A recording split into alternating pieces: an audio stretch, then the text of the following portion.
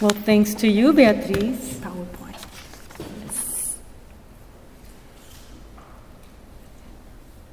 And thanks to you, Julie. And thanks to the Coral Gables Museum for hosting this event. And especially to all of you for braving the rain and traffic that in Miami we're too spoiled to undertake. Like some of us emigres from New York would feel a little different about that. So I'm going to try to complement the very generous review that Beatriz has done of the book, to not bore you because this is a long PowerPoint that I prepared for a university, and this is not a university class, so I'd rather engage the audience and take some questions and maybe have a dialogue, and then I'm going to very quickly go through this. The book is available in both English and Spanish.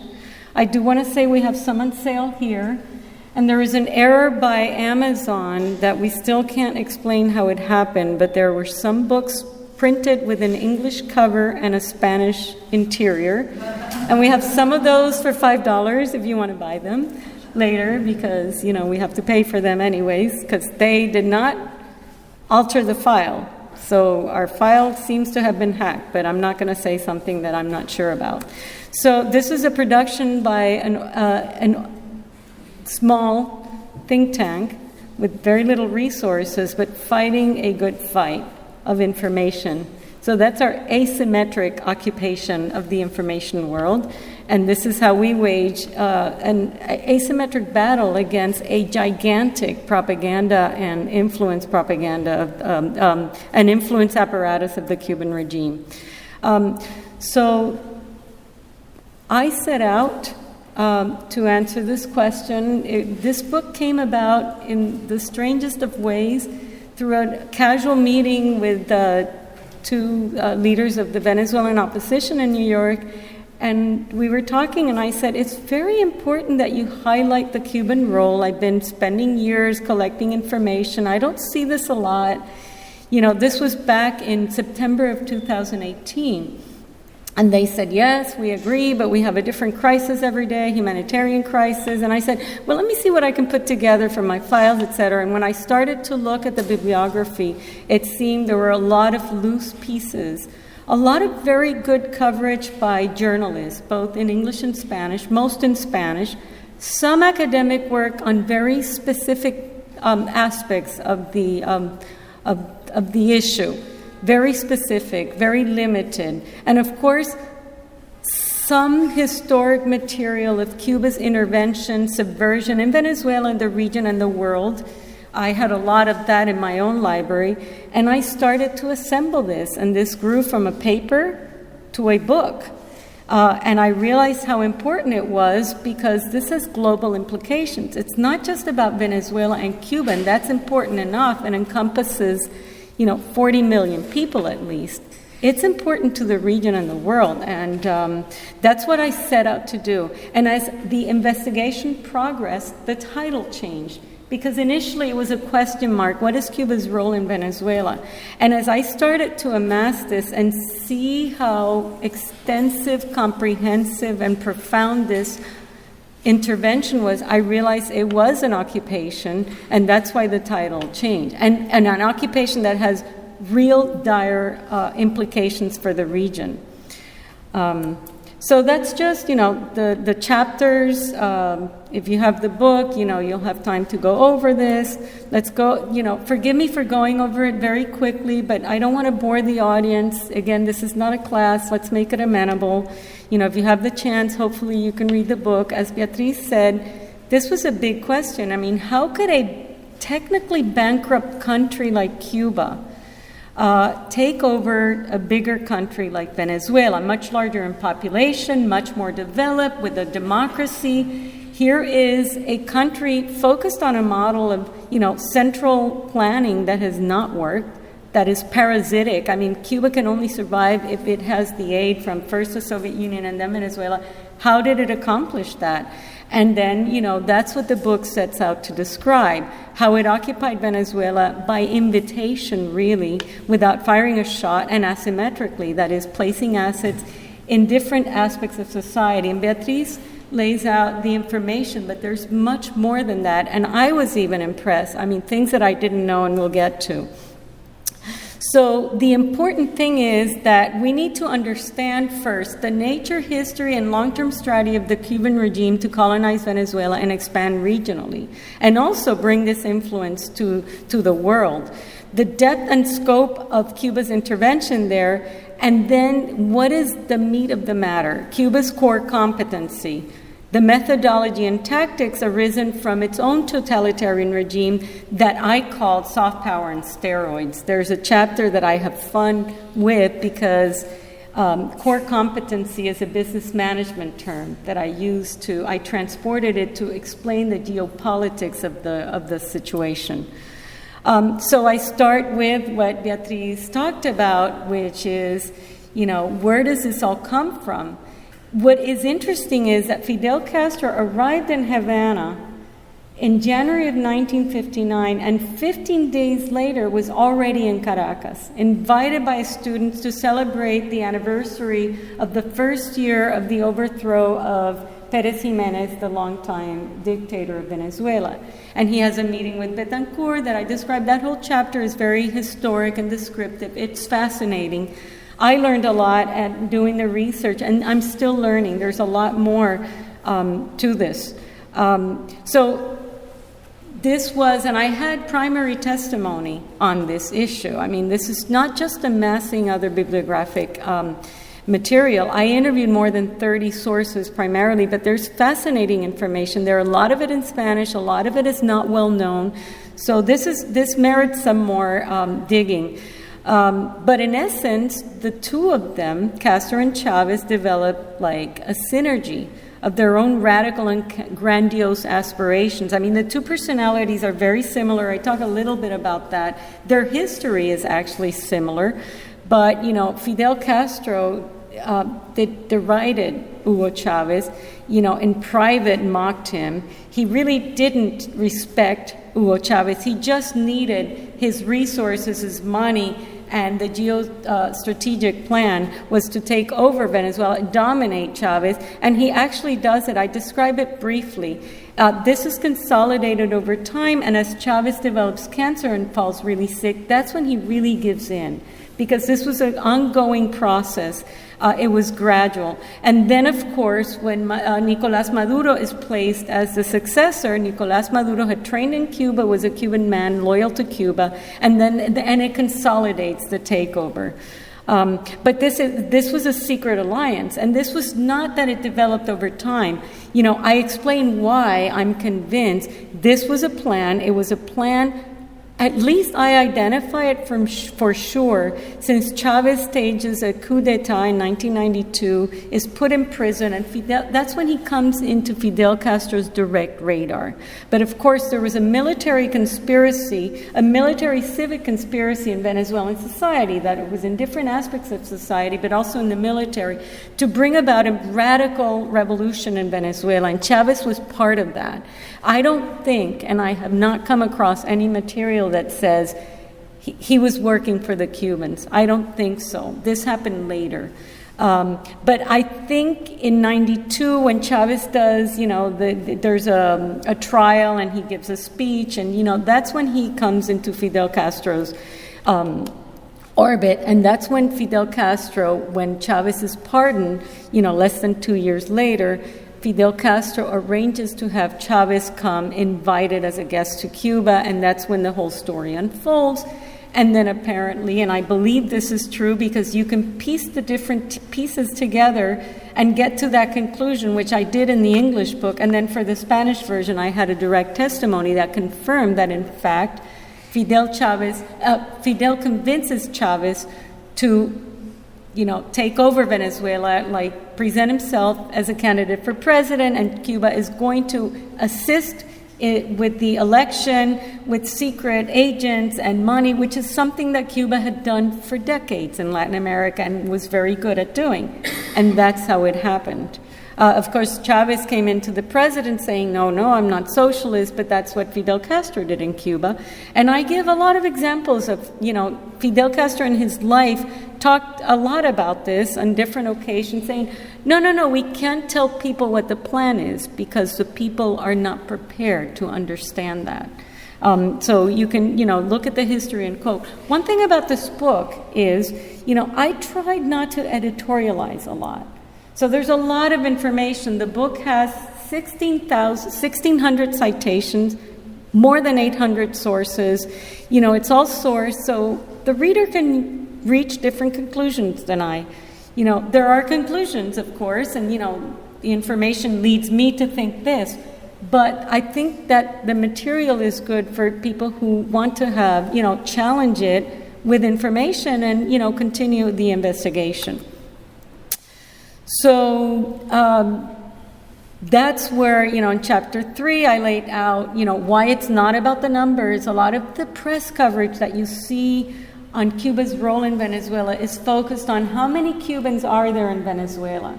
The fact of the matter is, I give the numbers. I cite many, many examples of when Cuban or Venezuelan officials go through the numbers.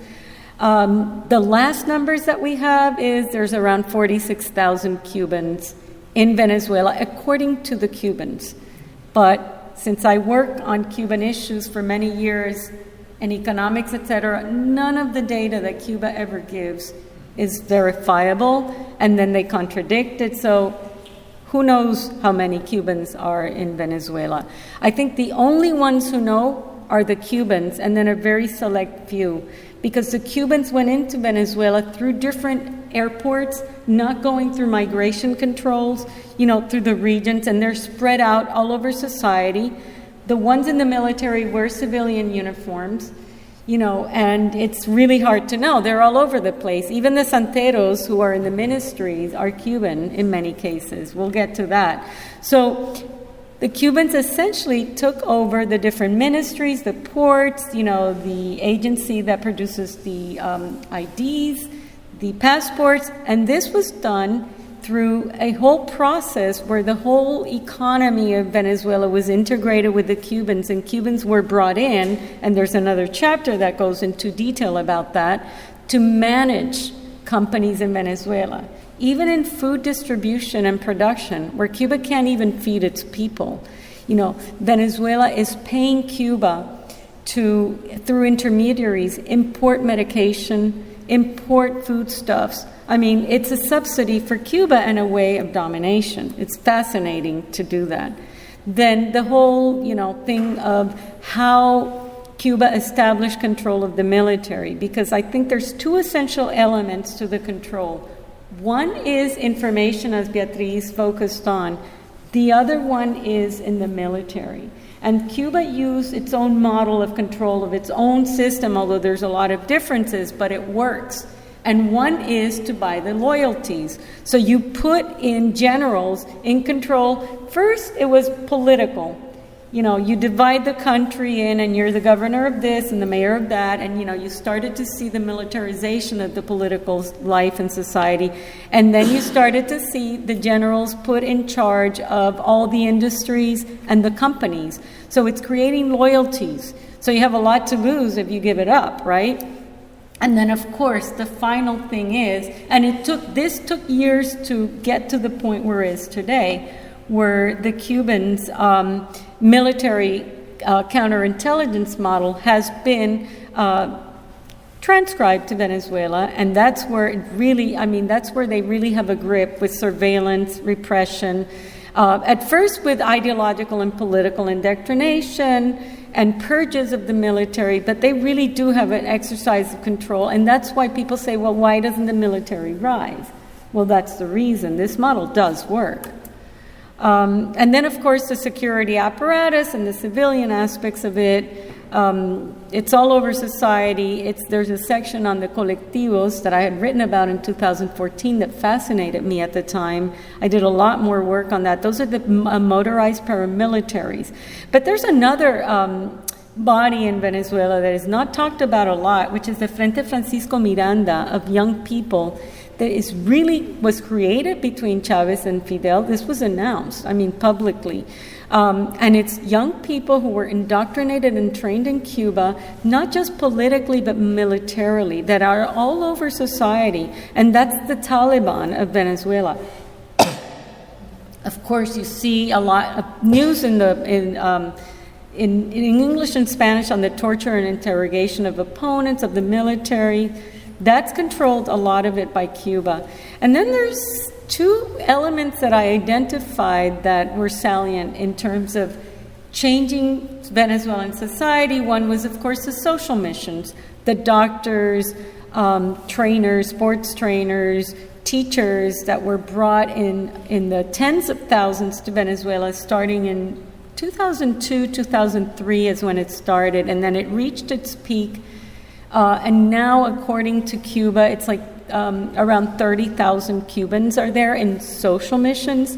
You know, it's hard to tell because nobody can verify that, but it's a way, it was a populist tool to bring about loyalty to the regime, etc. And it's also a way to monitor the voting. It was an electoral tool. I mean, this was described to be by Cuban doctors who had to do this work. It's really fascinating. And it's also to embed agents to monitor and surveil the population, to counter resistance, etc. And importantly, it's a way to subsidize Cuba, because the Cubans are paid, you know, per person, no matter what they're doing, at a rate that is much higher than any Venezuelan earns. Then the second aspect of this is the Cuban branch of Santeria became the extra-official religion of the Bolivarian Revolution. I didn't know about that. I was told by a Venezuelan, and when I started to look into it, I was blown away. It's fascinating. There's a section in the book. If you want to go through the different pieces, I really recommend that part because it was brilliant. Fidel Castro realized in Chavez's trip to Venezuela, to Cuba, the first official trip that Chavez takes to Cuba is December 1994, right after he leaves prison. He's given an amnesty from prison. And apparently, I think, Beatriz, you had a role in this testimony, if I remember correctly. Apparently, this is told by different people. Chavez does apparently go through a Santeria ritual in 94. And there's two Cuban Santeros who are now in exile or in the diaspora who have talked about this. But there's testimony of Venezuelans who had to do with the trip that say that Chavez, since he was very young, was fascinated by black magic, the occult, you know, and all this. And he tells Fidel that there was a bruja, you know. That there's a fascinating book in Spanish by David Placer called Los Brujos de Chavez that tells his story in an amazing way, right? The bruja had told Chavez that he was going to be the president and the king of Venezuela pretty much, but he was going to die young, or before he reached 60, something like that.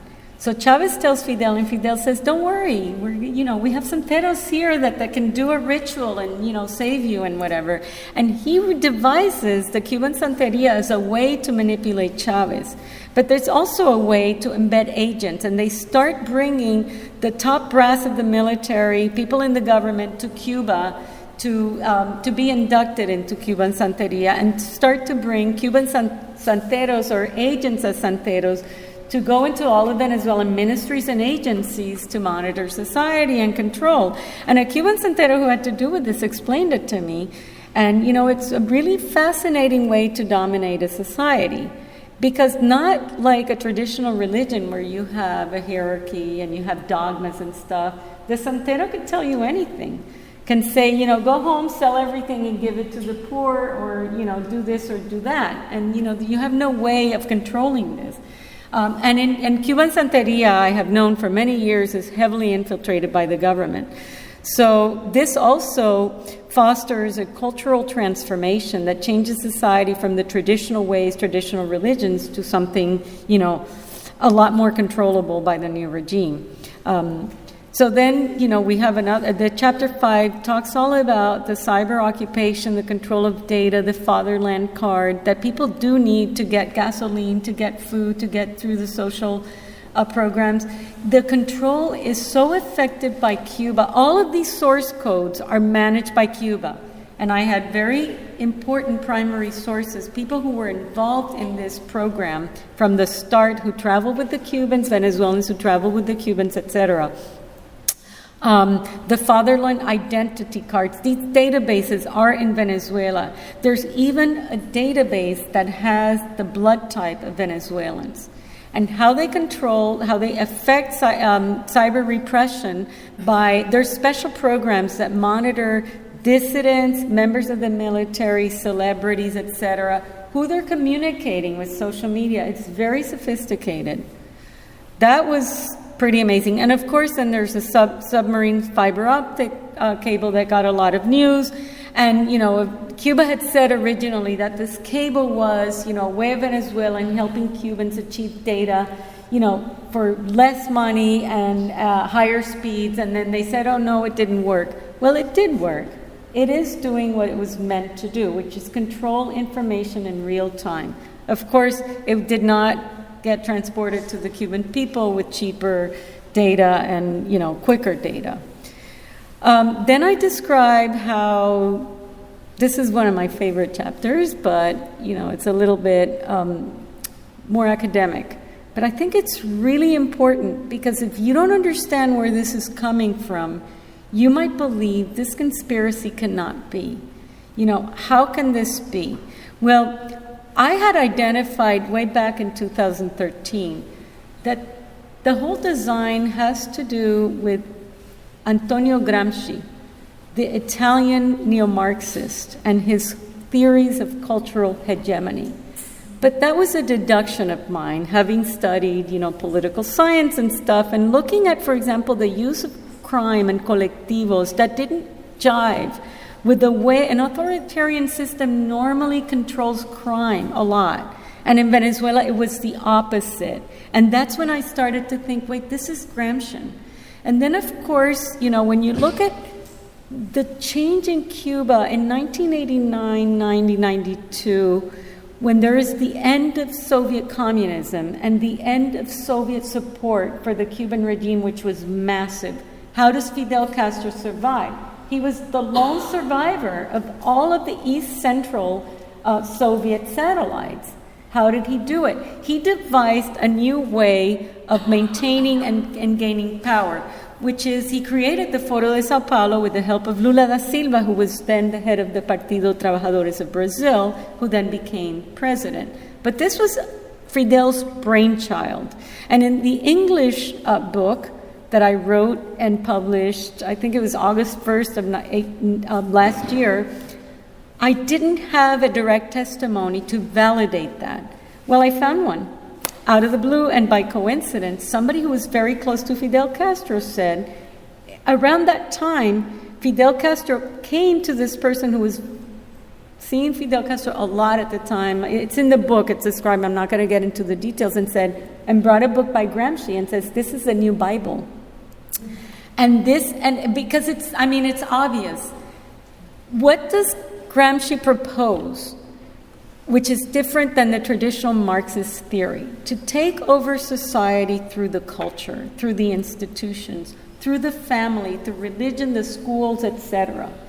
And that's what I described there. The first, one of the first heads of PDVSA, or maybe the first, I can't remember if he was the first, the General Guaycapuro Lameda, who was put in charge of PDVSA, which is, you know, the largest company in Venezuelan economy, or, you know, it's almost a Venezuelan economy that controls the whole oil sector and the whole petrochemical sector, went to the Ministry of Economics at the time in 2000 and said, these policies, they make no sense.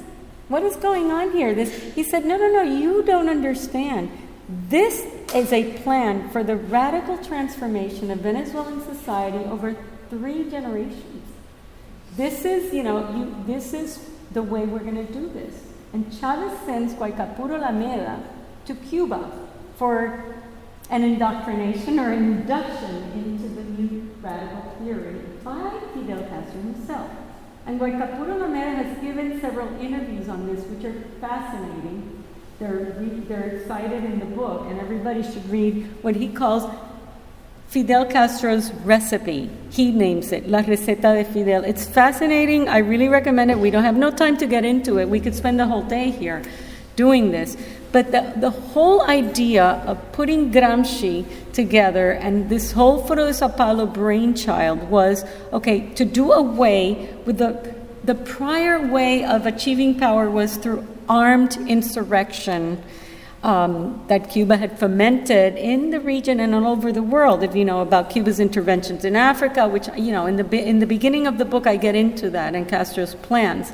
But now it was to achieve power through elections by, of course, lying, whatever, getting to power, and then from within destroying the institutions, the democratic institutions or the bourgeois institutions, gradually changing the constitution, you know, taking over the judiciary, et cetera, and you saw it very well. If you followed Venezuela, that's exactly what happened in Venezuela, and it's what was happening in Ecuador, in Bolivia, et cetera. Of course, it was rehearsed in Nicaragua originally. So that's why I think this is very dangerous and very important for the region, and why today this has implications. And I get into it in the Spanish book, because if you follow the region, in the fall of last year, we started to see violent eruptions in Ecuador, in Bolivia, in Puerto Rico, in Honduras, in Chile, in Colombia, and all with the same pattern. So I added a section in the Spanish book on this, what I call the new modality of insurrection, which is really not new, because Cuba had rehearsed this in the 1980s when Fidel Castro took on the issue of the external debt of the region. And and there's a Venezuelan professor who's writing a book about this.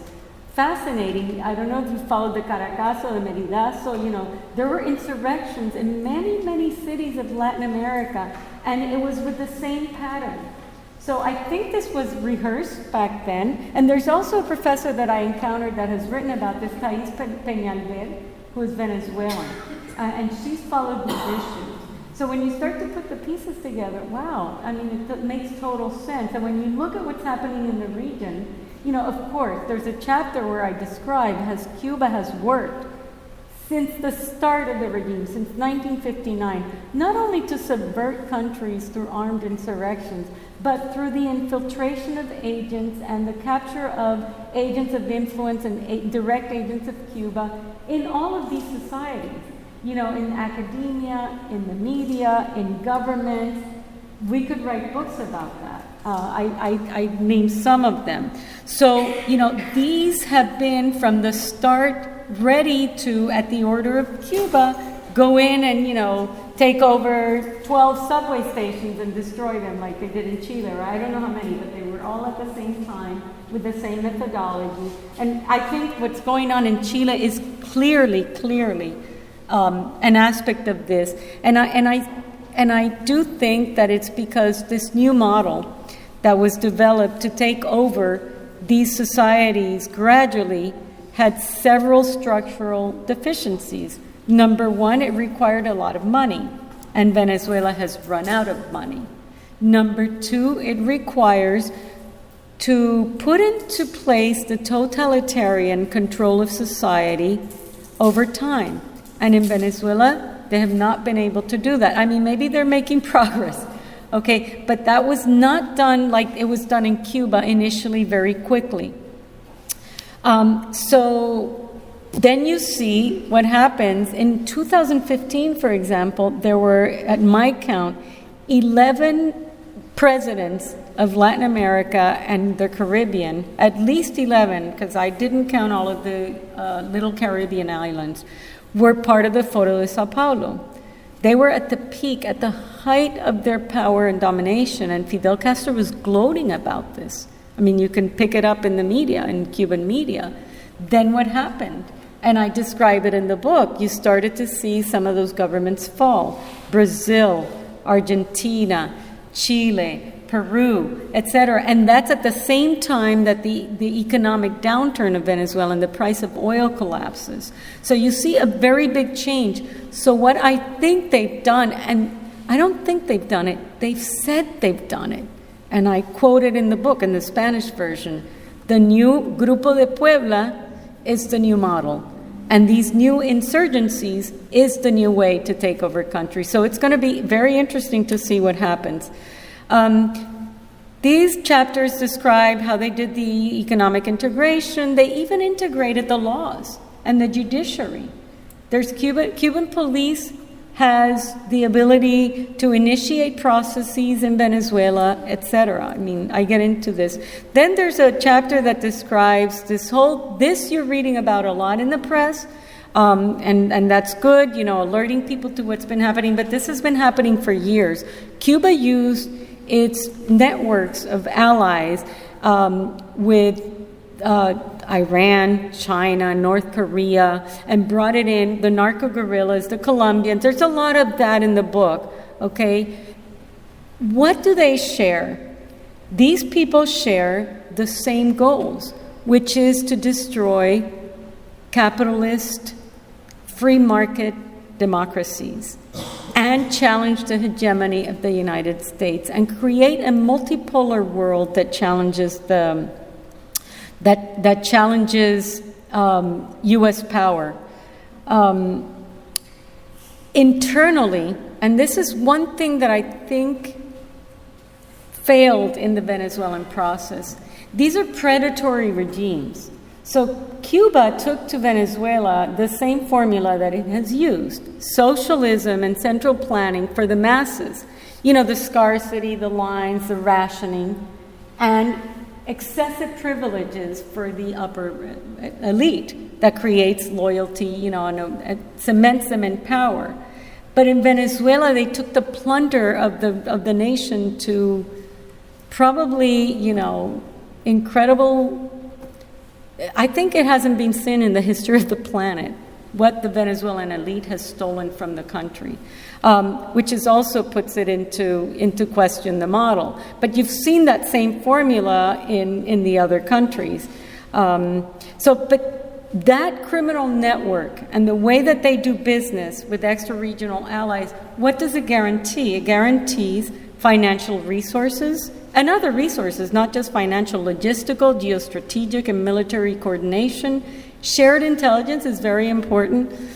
And, for example, they're sharing biotechnology. I mean, I follow North Korea, Iran. It's, they're in sync. And the crafting of international support. So when you hear about Venezuela, for example, the Guaidó government has, 50-something? I never get a straight number. But, okay, a little less than 60 countries recognize the Guaidó presidency or government as the legitimate government. Well, there's 190 governments or more, 194 or something like that, represented at the UN. Guess who they support? Those are the little countries, in the Caribbean and the Pacific and Africa and the Middle East that are supporting this. And this is the most important chapter in the book, I think, in terms of explaining how Cuba was able to do this. Because what I say, Cuba has mastered a perverse form of soft power. Soft power is, sort of a political science term to describe how a country uses resources to sort of influence others, not through traditional means like military occupation. So Cuba has spent 6 decades developing asymmetrical capabilities that very few states would even think of employing. I get into details of how the intelligence services work, how they use blackmail, and dark tactics, even murder and assassination. They have, this is documented but not well known enough to understand how it was able to do that. The singular toolkit comes from Cuba's formidable intelligence and propaganda apparatus that is enabled by its own system that allows for the country. I mean, if the Politburo controls all the resources and doesn't have to answer to the people, you can dedicate these resources to surveillance, repression, disinformation, propaganda, and influence. If I read one chapter of the book, I think I'm going to read on that. Let me see if it comes up.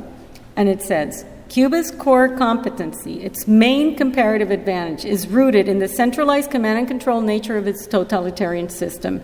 This allows the regime to operate free of bureaucratic institutional rules and restraints that characterize even the weakest democracies, unconstrained by judicial ethical, and moral boundaries. It faces no separations, balance of powers, or requirements for transparency and accountability.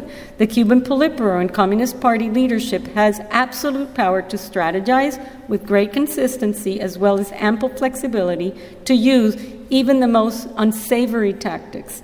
It can act very quickly without the need for consultation, and it can plan for the long term as well as wait patiently. As its power is enduring and faces no electoral challenges or term limits, its directives are passed from the top down to be implemented by a huge number of orderlies in a large infrastructure of institutionalized apparatuses essentially designed to carry orders. That's why Cuba is so successful, in my view. Of course, I give examples.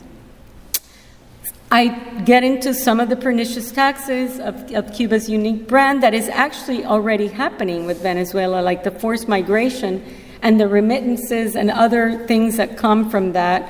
But I don't have time to get into this and why this is effective. It's effective, thus it's dangerous. And you see it because you see Cuba, a bankrupt country, a little Caribbean island, has been able to survive for over 6 decades, is able to command and manipulate perceptions. I mean, Raúl Castro was received with red carpet by many governments that have gone, when the normalization took place in the United States, the premiers, presidents of many countries went to kiss, Raúl Castro and make amends, and seek business opportunities, and, there's absolutely no problem in doing business and accepting the regime as if it were the government. This, in my opinion, is a criminal regime, and our project documents some of its worst crimes. There's no problem, and the media, if you read the media in most of the world, what is it doing? I mean, it successfully took the David and Goliath narrative of the U.S., attempting to take over Cuba's sovereignty, the embargo, etc. But you don't normally see the human rights violations that are going on in Cuba, that are systematic, etc. So the regime has been able to achieve international impunity, legitimacy, and support, and that has translated into an inertia in Venezuela until very recently. There's a chapter on the international response. I can't get into that. There's a chapter in Norway in the politics of peace. This was important because Norway had a role, and very few people have looked into Norway's role in Latin America. And then the conclusions that we've gone over, why this happened, and a lot of it has to do with a lot of naivete, a lot of ignorance of the history and the nature of this regime, the disbelief that this could happen. I remember telling friends and colleagues, I lived in Venezuela, and I stay in touch with Venezuelans, following the Venezuelan issue very early on. And in fact, I gave talks on this in academic circles, so it's documented that I said this. I said, this is happening. This is going to be a checklist. It's going to be gradual. It's going to adapt to the circumstances of the country. But this is coming. And they would say, you're crazy. You're paranoid. You're making Cuba bigger than it is. I said, no, you don't understand. This is how these people work. And there's very, very few people who have followed this. For many years, I have studied the mechanisms of repression, the methodology, how Cuba worked, how the intelligence service surfaced, how it was created by the KGB. I've had personal testimony from many of these defectors, people who've worked in the regime. This has been a mess. It's there. This information is there. It's not very well known. It's not easy to get, but it's there. So this, to me, is not a surprise. I have to confess that the level of the destruction of Venezuela is a surprise. But what happened, that a lot of these governments in Latin America did not put in place and still do not have counterintelligence and tactics to counter Cuba's work. That's the case in Chile, for example. After the Concertación came in and there was a shift from the Pinochet regime to the democracy, I understand that Chilean counterintelligence services we're not tracking the Cubans, so, you know, the way the Cubans work through the embassies, through their diplomats, through the groups, community groups, you know, ample space to do their work. So, in essence, that's one of my conclusions on this. These regimes do not respond to appeasement or dialogue. They must be defeated. They're, you know, any time that they sit down for dialogue, it's to gain something in exchange, to gain time, to become, you know, stronger. So it's really important that anybody who has to do with hopefully bringing about a peaceful transition in Venezuela understands that one of the key elements has to be to have the Cubans out of there, but in all its aspects, in the electoral system, in the information, not just in the military, in the obvious things. I went through that, and that's the end of this, and I will take some questions.